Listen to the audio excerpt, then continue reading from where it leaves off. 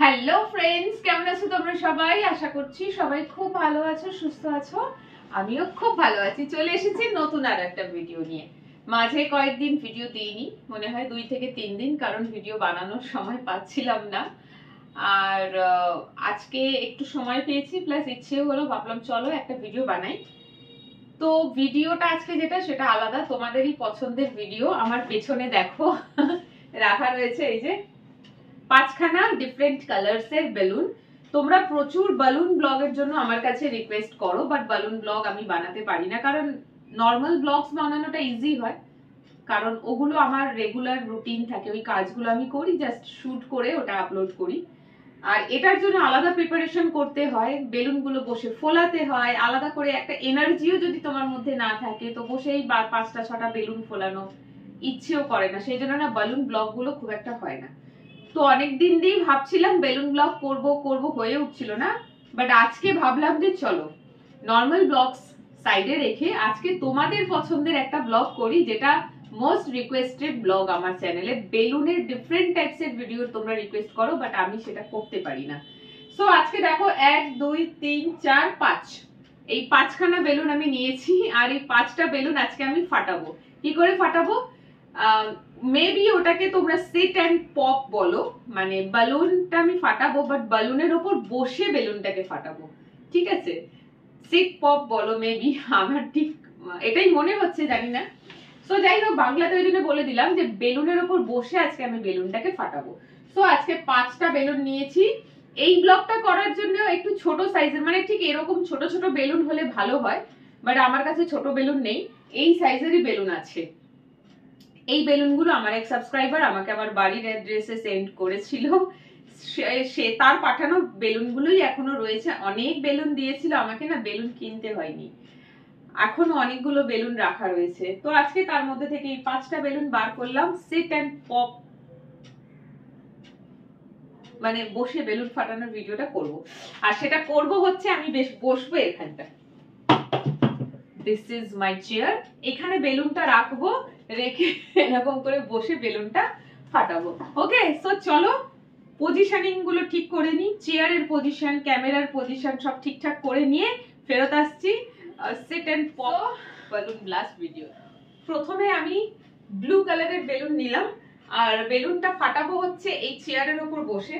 So আমি এই আইডিয়াটা নিজেই, মানে এই রিকোয়েস্ট তোমরা করেছো sit and pop balloon blasting video, আমি মনে হয় এটা অন্যভাবে করেছিলাম, খেয়াল নেই, মনে হয় মেঝেতে বেলুন রেখে ব্লাস্ট করেছিলাম, আই থিংক সো, খেয়াল নেই। সো চলো আজকে অ্যাকচুয়ালি কি হয় না বলছি, আমার তো ভীষণ ব্যাক পেন, তো এই সমস্ত ভিডিও করতে গেলে না একটা রেস্ট্রিকশন আসে, মানে এই যে বালুনের উপর বসবো, বালুনটা যখন ফাটবে একটা জার্ক হবে, যেটা কোমরের জন্য ক্ষতিকর, ঠিক আছে? সো আমি চেয়ার, আগে ভেবেছিলাম বেডে বসে করব, বাট আজকে ভাবলাম যে না, বেডে নয়, আজকে বিছানায় বসে না করে আজকে চেয়ারটা করি। তো চেয়ারটাকে খালি করলাম, আমার এই চেয়ারের উপর অলওয়েজ জামা কাপড় ভাঁজ করে রাখা থাকে, তোমরা ভিডিওতে দেখবে। সো চলো আর বেশি কথা না বাড়িয়ে স্টার্ট করছি। প্রথমে ব্লু কালারের বেলুন নিলাম। ওকে, তোমাদের সব বেলুনের রিকোয়েস্ট গুলো থাকে খুব অদ্ভুত।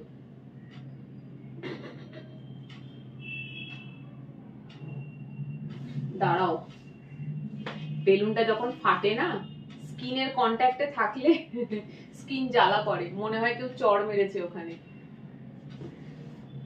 ও মা, ভয়ও লাগছে।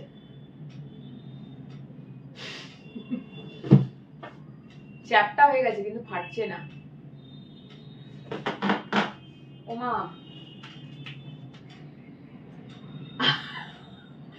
দেখো আমি বসে পড়েছি, তাও ফাটছে না।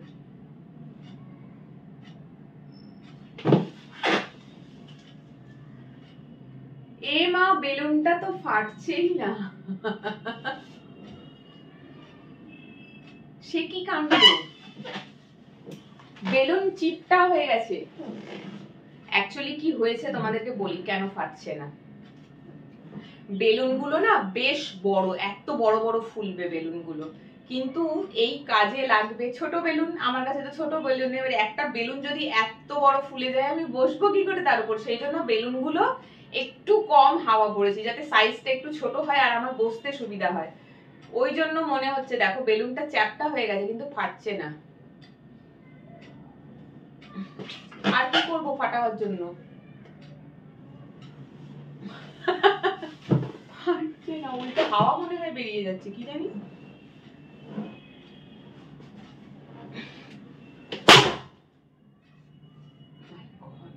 ফাইনালি লাগেনি, লাগেনি, একটুও লাগেনি, বাট বেলুনের দুটো টুকরো হয়েছে। বেলুনগুলোর ভিতরে না বড্ড ধুলো। এই দেখো, এটা হচ্ছে বেলুনের ভেতরের পার্ট আর এটা হচ্ছে বাইরের পার্ট। বেলুনগুলো ফোলাবার পরে পরে আমাকে গিয়ে মুখ ধুতে হয়, কারণ এই নোংরাগুলো আমার মুখে লেগে যায়। এবার বেলুনের ভিতরে কেন ধুলো জানি না। সো চলো, এরপর আমি নিচ্ছি ইয়েলো কালারের বেলুন। ওকে, কোনটা যে কখন ফাটবে আমি জানি না। চলো এবারে আমি এইভাবে ফাটাচ্ছি।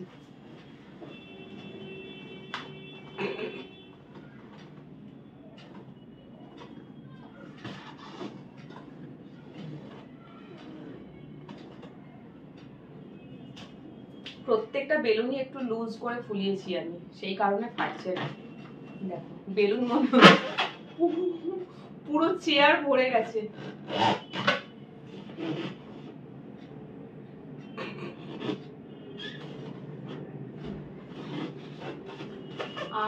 ফাটছে না, বেলুনটা রোলার কোস্টার হয়ে গেছে। দেখ, প্রেসার দিচ্ছি তাও ফাটছে না, কি কাণ্ড।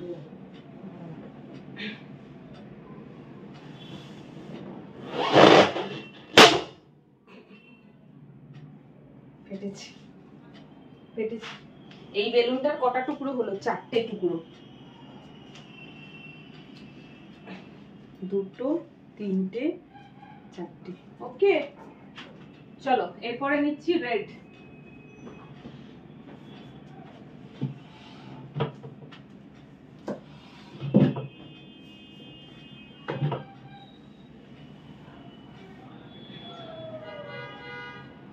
কোনো বেলুনটাই একবারে ফাটছে না।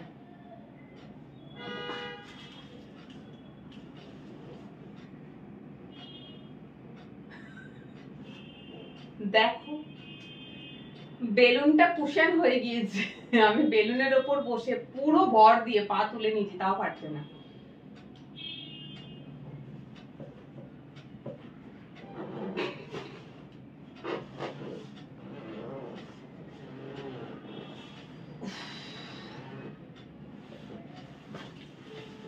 বেলুন দেখছো কুশন হয়ে গেছে পুরো সিট জুড়ে, বেলুনটা মুভ করছি তাও ফাটে না। মানে বেলুনের কোয়ালিটিটা খুবই ভালো, মানে মোটা টাইপের রয়েছে। আর প্লাস আমি হাওয়াটা তো কম ভরেছি, সেই জন্য চ্যাপটা হওয়ার সুযোগ পাচ্ছে। একদম টাইট করে যদি ফোলাতাম তাহলে চ্যাপটা হওয়ার সুযোগটা পেত না। ও মাই গড,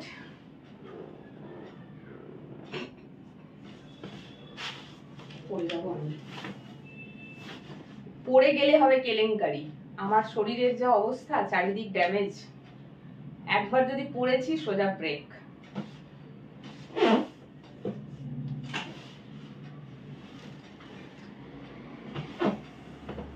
ফাট না বাবা, উফ।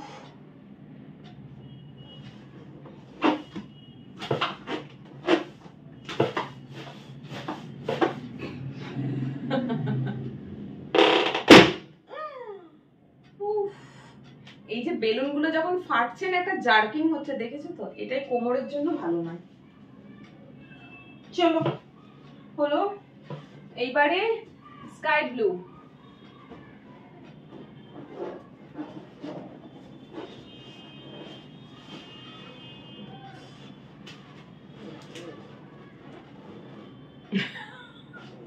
ফাটছে না,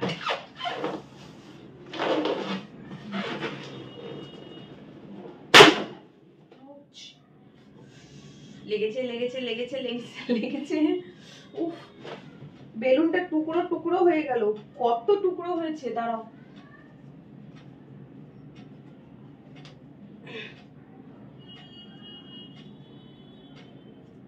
কুড়োচ্ছি বেলুনের অংশ।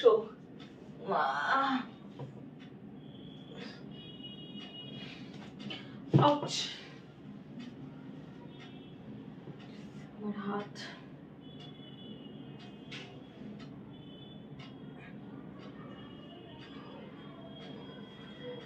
হাতে লাগলো,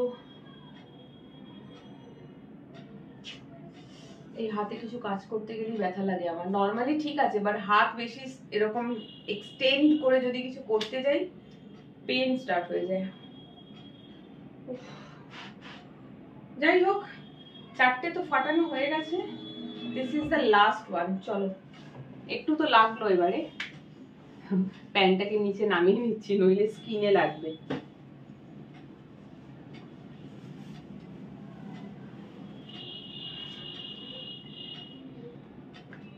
প্রথম দিকে বসতে কিন্তু একটু ভয়ই লাগছে, তারপরে সাহস পাচ্ছি একটু জোরে চাপ দেওয়ার।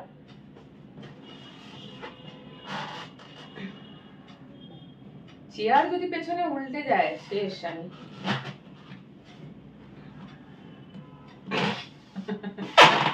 এই দেখো, পা তুলে নিচ্ছি, পড়ে যাবো আমি, পড়ে যাবো।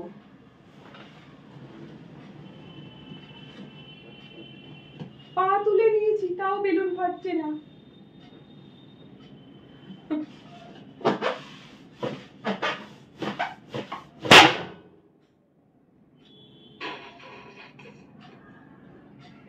নর্মালি বেলুনের ভিডিও করি জানলা বন্ধ করে দিই, কারণ এই বেলুনের বিভৎস আওয়াজ, মনে হয় কোথাও বম পড়লো।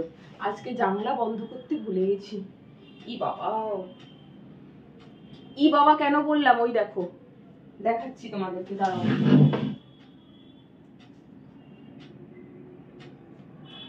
দেখাচ্ছি তোমাদেরকে, আজকে খুব ভালো করে ঘর ঝাড়ু পোছা করেছি, বাট এখানে অবস্থা দেখো। এই দেখো, বেলুন গুলো ফেটে ফেটে সব দেওয়ালে চেটে গেছে। কেন? ইস, দেওয়ালে, আলমারিতে। ঘর পরিষ্কার করতে না খুব কষ্ট হয়, ঝাড়ু পোছা, জিনিস সরিয়ে সরিয়ে করতে খুব কষ্ট হয়। আর করার পরে তারপরে যদি আবার ঘরটা নোংরা হয়, কেমন লাগে বলো তো? খুব খারাপ লাগে, আবার কষ্টও হয়, মনে হয় আবার করতে হবে। তো যাই হোক, দাঁড়াও আমি আগে এটা তুলি।